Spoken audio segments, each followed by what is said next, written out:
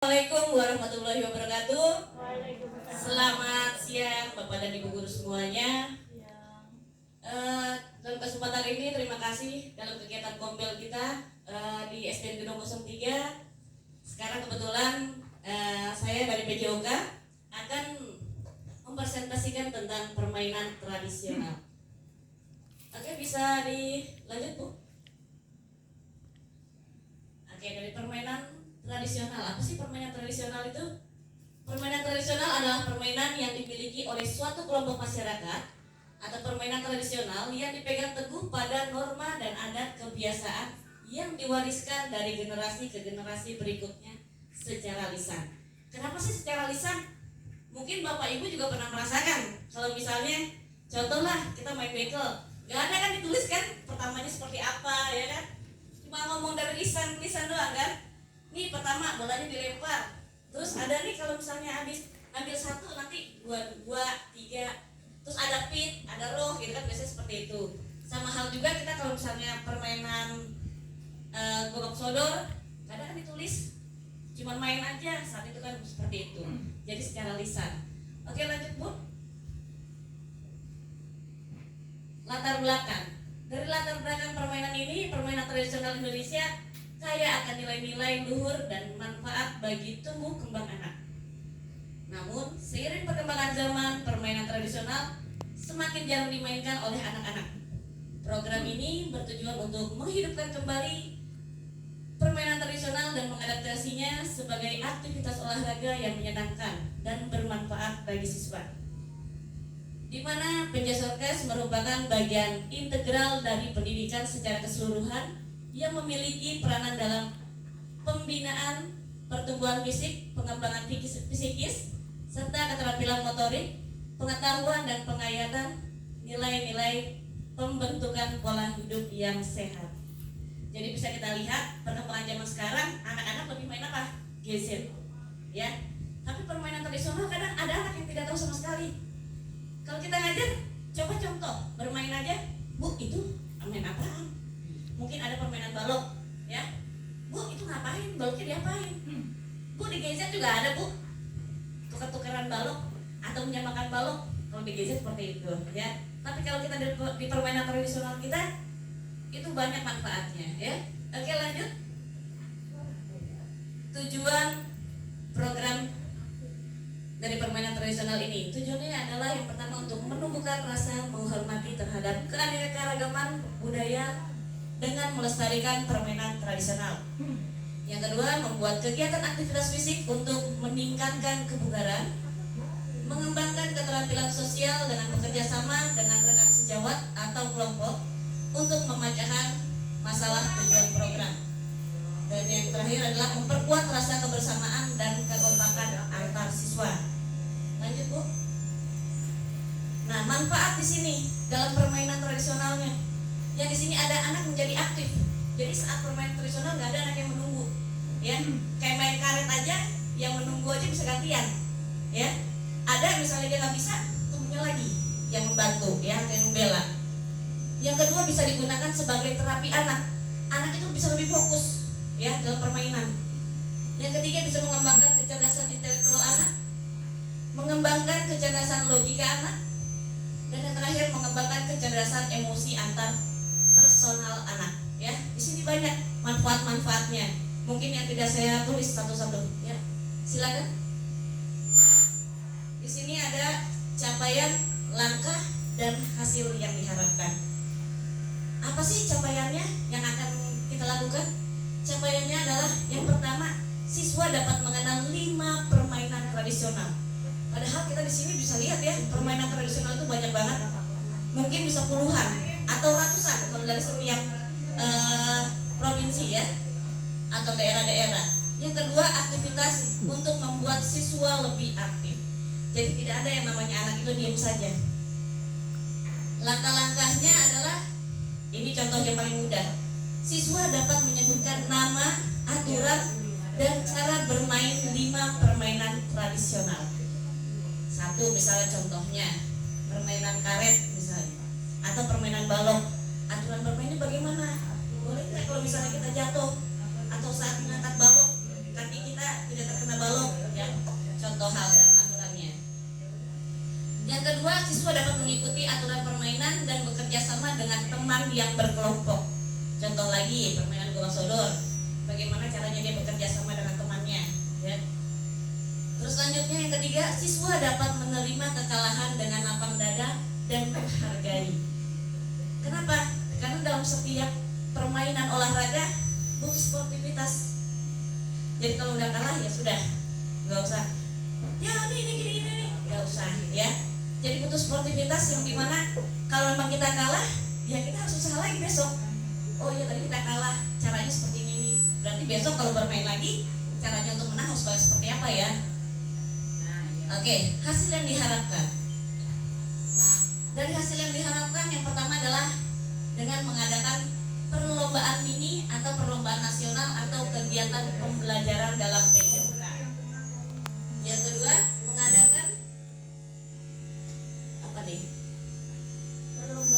mengadakan diskusi tentang nilai-nilai yang terkandung dalam permainan tradisional atau memberikan penghargaan kepada siswa yang menunjukkan prestasi. Jadi ada beberapa sekarang ini ada perlombaan tentang permainan tradisional. Oke, lanjut Bu. Oke, di sini ada struktur, program dan kemitraan dalam komunitas belajar. Di sini dalam pelajaran permainan tradisional bukan hanya pelajaran di PJOK saja, ya. Yang pertama untuk struktur programnya, jenis programnya adalah kokurikuler, jadi bisa masuk dalam pembelajaran ataupun di luar. Di sini ada skala programnya, saya tulis di sini di skala seluruh siswa kelas 5 dan kelas 6 karena sudah bergabung juga itu di mata pelajaran PLBJ. Selanjutnya di sini ada pengaturan program yang akan dilaksanakan di halaman sekolah pada minggu kedua biasanya dalam pembelajaran PJOK ataupun dengan P5 ya biasanya karena di sini ada programnya di kelas 6 dan di kelas 5 juga sudah ada biasanya di semester 2. Oke, lanjutnya di sini ada mitra kombel. Nah, mitra dalam kombel kita adalah yang pertama adalah kepala sekolah. Kepala sekolah ini adalah sebagai penasehat dan fasilitator dalam kombel. Ada guru PJOK dan rekan sejawat untuk mendiskusikan bersama dalam pengembangan materi penguasaan dan evaluasi. Kombelnya nih kita semuanya berdiskusi bersama untuk memfasilitasi pembuatan karya dan pelaksanaan SEM kepada siswa. Oke, lanjut. Kapasitas yang dimiliki kelas atau sekolah atau aset riset thinking. Yang pertama di sini adalah aset manusia.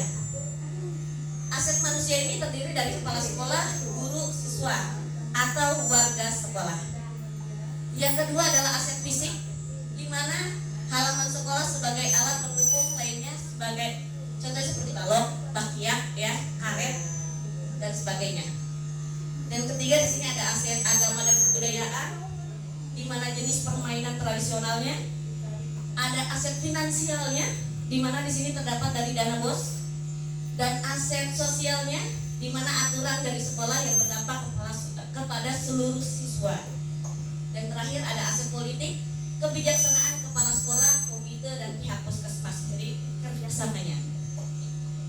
Oke, lanjut Bu. Rencana evaluasi.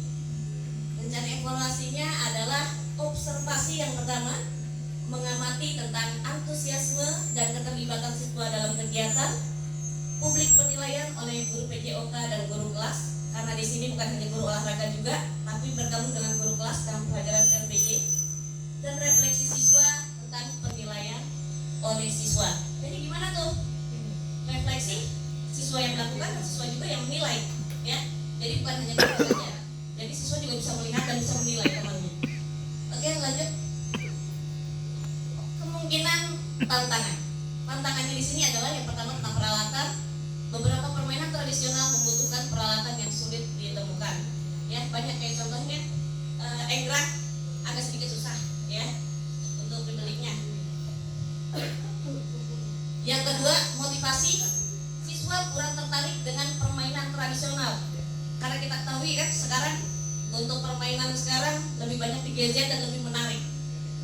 Yang ketiga adalah pengelolaan waktu, jadwal padat atau keterbatasan waktu, faktor alam ya. Yang keempat faktor alam atau cuaca terpengaruh dari panas ataupun hujan. Kayak sekarang musim hujan, kita sudah merencanakan sesuatu tiba-tiba hujan ya. Solusinya yang pertama adalah tentang penjadwalan ulang yang efektif dan efisien, menggunakan pendekatan pasif dan memberikan motivasi tambahan melalui pengakuan dan pujian, dan memberikan umpan balik secara individu untuk setiap peserta didik. Selanjutnya ada solusi membuat peralatan atau permainan sederhana dari bahan-bahan yang mungkin didapat dan mengadakan lomba kreasi yang dimodifikasi sesuai zamannya. Jadi kayak peralatan ini segala macamnya bisa kita modifikasi.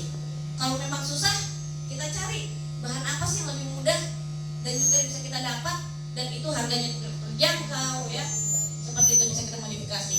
Dan untuk permainannya, cara aturannya juga bisa kita modifikasi. Gitu. Jadi solusi-solusi di sini banyak yang kiranya dari tantangan yang kita dapat, insya Allah kita juga bisa cari solusinya. Oke, lanjut. Oke, sekian dari saya untuk tentang permainan tradisional. Untuk presentasi saya tentang permainan tradisional, sekarang apakah ada Bapak dan Ibu yang ingin bertanya tentang permainan tradisional? Ada Bapak Ibu? Apa sudah ngerti? Cukup tentang permainan tradisional? Oke, mudah-mudahan dari pusaka budaya yang perlu kita lestarikan ini, mudah-mudahan di SDN Gedung 03 ini kemungkinan besok di kelas 6 akan diadakan pagelaran P5-nya ataupun di dalam pelajaran PLTJ tentang permainan tradisionalnya. Oke, kalau di olahraga biasanya kita dalam materi kita selipkan dalam materi-materi tersebut juga. Kalau materi kita sudah selesai, kita tambahin untuk pembelajaran anak-anak.